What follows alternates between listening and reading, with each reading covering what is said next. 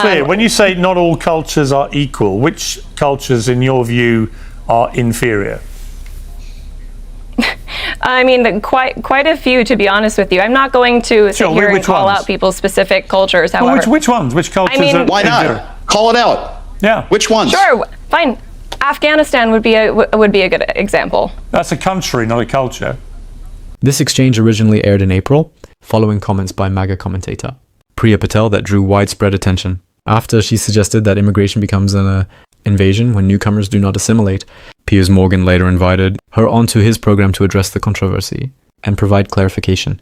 However, rather than moderating her position, she reinforced it in more explicit terms. When asked to identify a culture she considered less compatible with American values, Patel singled out Muslim communities, characterizing aspects of their culture as inferior. Radio host Shapiro immediately rejected this framing, describing it as overt prejudice and highlighting the internal inconsistency in her argument. He questioned whether she would apply the same standard to Indian culture.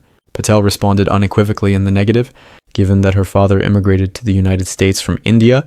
The distinction she drew appeared to exempt her own background from the critique she applied to others.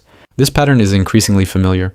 An inflammatory claim is made, amplified through public attention, and then partially retracted or reframed once criticism follows. Patel maintained that she had not generalized about an entire community, despite the original remarks being publicly available and widely circulated. More broadly, this incident reflects a media environment that often rewards provocation and converts outrage into visibility and influence. Before we show the clip, please consider supporting the channel by liking the video, subscribing, and enabling notifications so you do not miss future analyses. With that said, let's proceed. You must do that. That's against everything the United States of America stands for, and I wish she would at least admit that in this debate. Okay, well, do you admit that, Pria? No, I don't admit that. You know, we have cultures and norms that we have a duty to uphold as a society, and I think that it should be enforced to some degree. And whether it's on a societal or a governmental level, I guess that's up for us to eventually decide, but it has to be implemented some way or another. Well, everybody has to abide by the same... Look, to be clear, everyone has to abide by the laws of the country that they're living in. Right, so that's just a given in somewhere like the United States or UK. So we can all agree that because that's obviously a fact. But when it comes to cultural differences, in a country of 340 million people, there are obviously myriad cultures, ethnicities, religious creeds, and so on in the United States. It's a real hot pot of people. Famously, it's how the United States was created. People came from all over the world.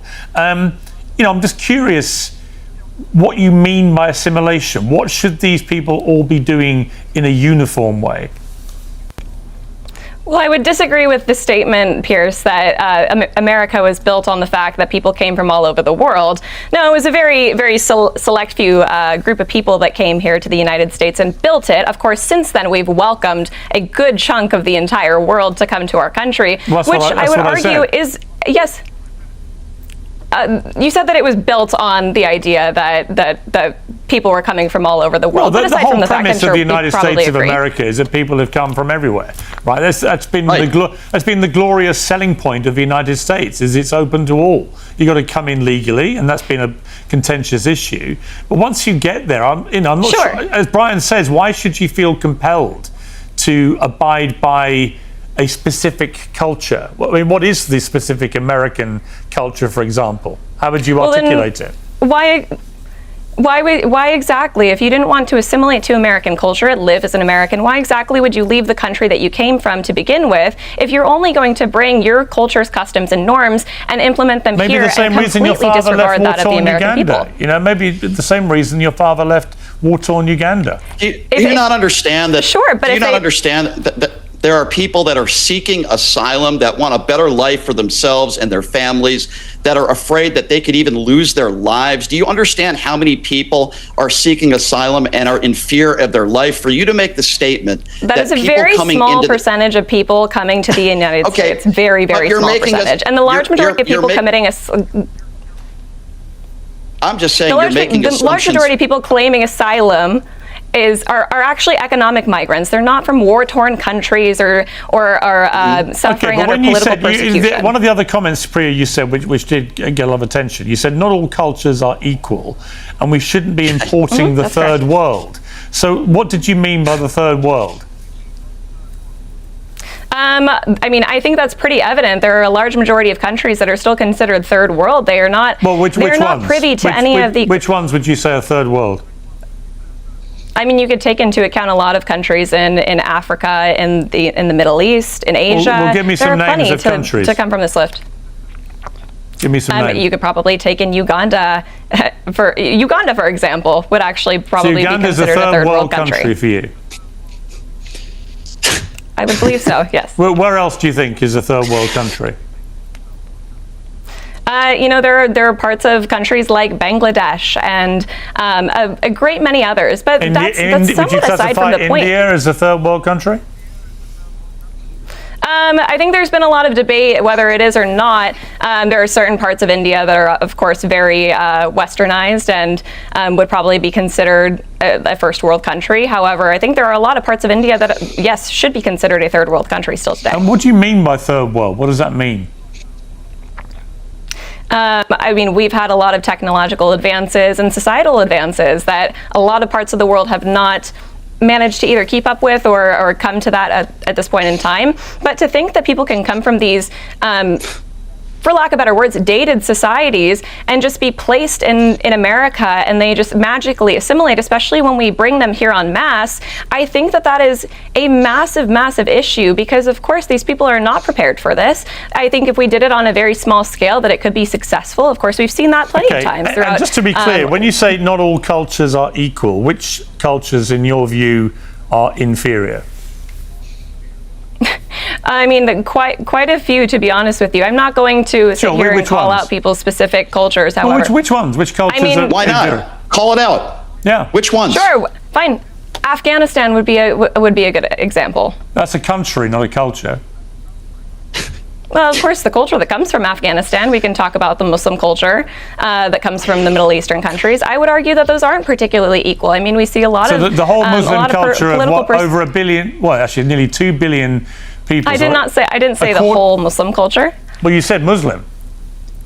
You just said it. Correct. I said some of the Muslim cultures that we're seeing from the Middle East. Well, just to be clear, I'm just trying to work out what you believe. So you think the Muslim culture is an inferior culture? In a lot of ways, yes. Wow. It's just so ridiculous, Piers. Okay. This is so ridiculous. Brian, I think we're getting to why this comment went viral, why both those comments went viral.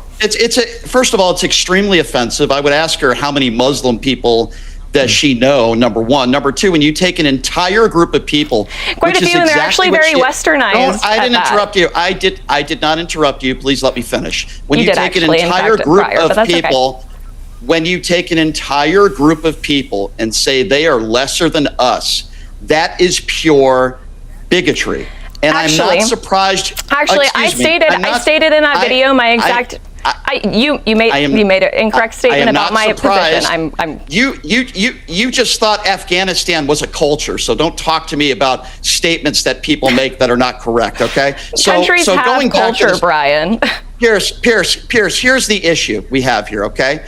And I'm going to instill politics into this. When you go on her social media page, she echoes a lot of similar things that MAGA Republicans echo, taking an entire group of people like the Laura Loomers of the world, saying they all should be deported, or in this case, taking all Muslims and saying they're inferior to Americans. She has a MAGA hat on her social media page. Not what I said. And what she does is she caters to MAGA Republicans in her base. It's why she gets all the views she gets. And I think it's extremely offensive, I'll say it once again, to take an entire group of people. That would be, how would you feel if somebody said everybody that is Indian is inferior to Americans? You would say that's racist. That's a terrible thing to say. Well, hang on. Let me ask the question. I would never say that. Well, let me ask the question.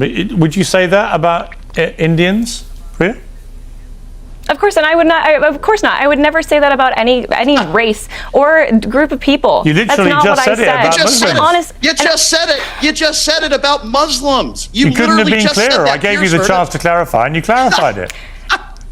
And that's perfectly fine. Look, I do think America has a superior culture, and I would like to view, and it's perfectly fine that we think it's a bigoted view and very hypocritical if you then say that other vast countries like India are exempt from your bigotry, because Well, guess what? Your father happens to be Indian. That's, of course, never what I said, Piers. No, but people think you're a hypocrite. You guys are both taking things completely out of context. They say your father's an Indian, but here you are condemning all Muslims as somehow culturally inferior. That's fine. I've been very critical. I've been very critical about Indian immigration to this country too. I'm not picking and choosing when you one say group that, of when you people. say that some cultures are less equal, you're a Christian, I understand. Is that right? Correct. Yes, that's correct. So and if you would let me clarify exactly what I said. As a fellow Christian, well, hang on. As a fellow Christian, I thought the teachings were quite clear that all men are created equally. Where does this sit with that? Correct, Pearson. Did you watch?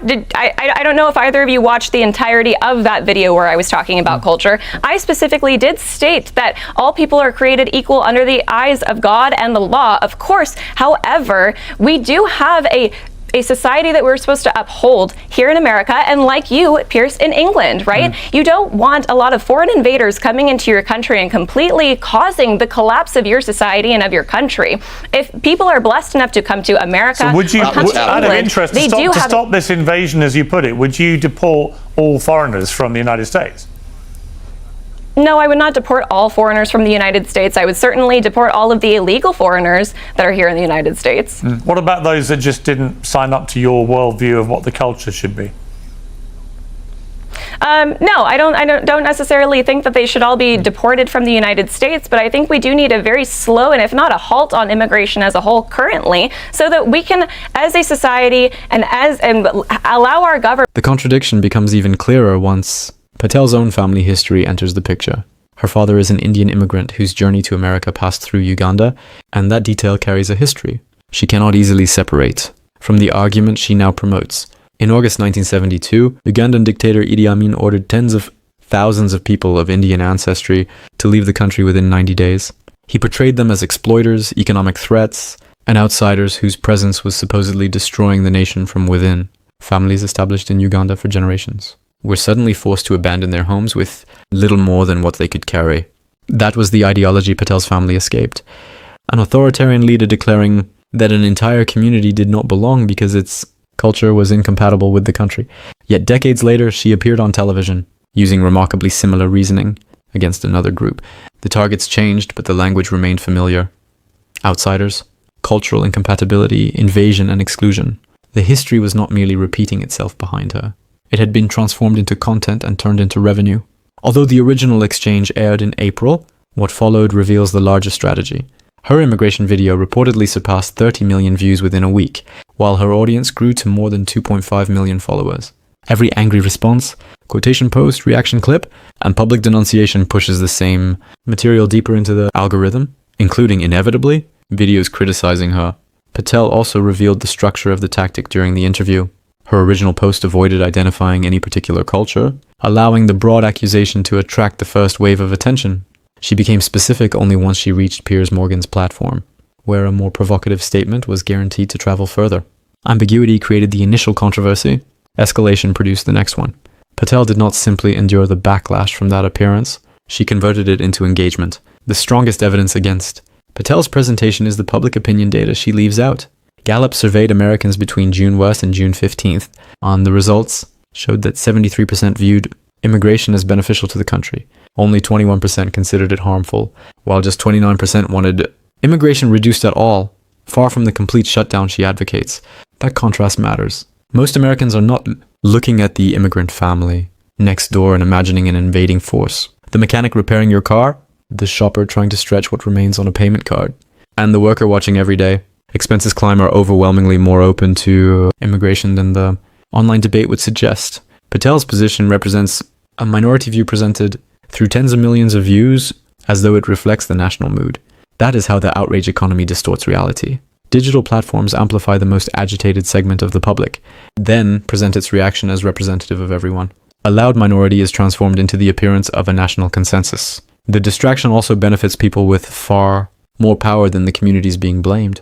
As audiences spend their attention debating which cultures deserve acceptance, less attention is paid to rising rent, insurance costs, food prices, and the growing expense of filling a fuel tank. The people financing and benefiting from this political anger are rarely suffering from those pressures themselves.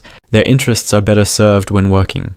People blame nearby immigrants. instead of examining the institutions and financial decisions above them. Patel is therefore not the origin of the problem. She is one of the mechanisms through which it is distributed, rewarded and expanded. When nearly 3/4 of the country rejects her underlying message, the real question is not whether she represents America. It is why the algorithm works so hard to make it appear that she does.